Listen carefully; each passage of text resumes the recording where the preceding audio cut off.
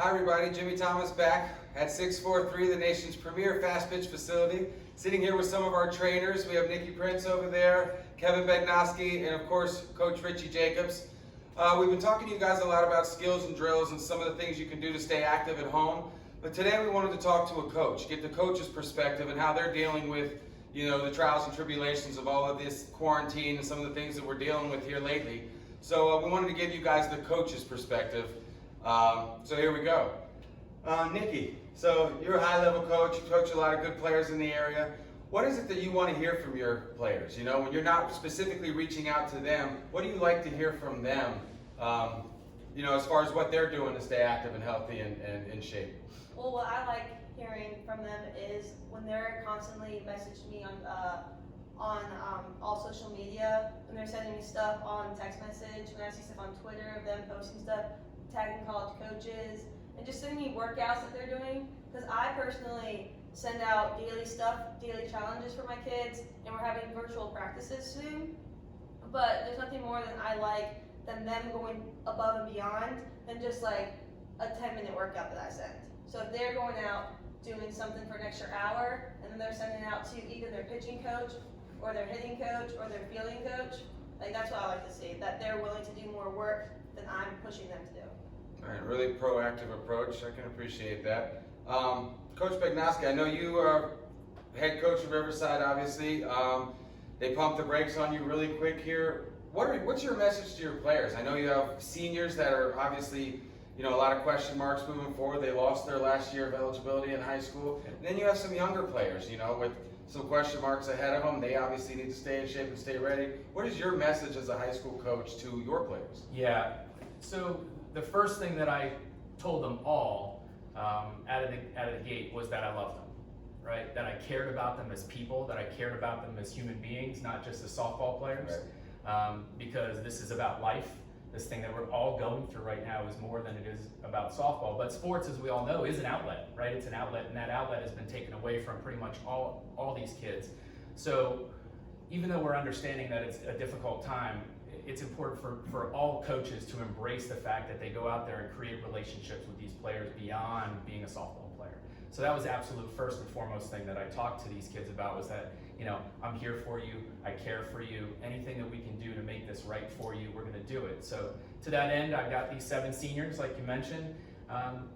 Look, come hell or high water, we're gonna make it right by them, right? We're gonna celebrate their career, may not be able to celebrate the season, but we will have a senior night. If we've got to do it through Zoom, we'll do it through Zoom. If we've got to have a banquet virtually, we'll have a banquet virtually. But I'm committed to providing these kids, no matter what age they were, freshman, sophomore, junior, senior, an opportunity to celebrate even what we did in a short period of time for the season. Yeah, and I think that's important, right? We all know how impactful coaches can be. So that message is important, I think, from the youth level all the way up to the college level, right? To stay engaged and let your athletes know that you care about them and their well-being is important, right? 100%.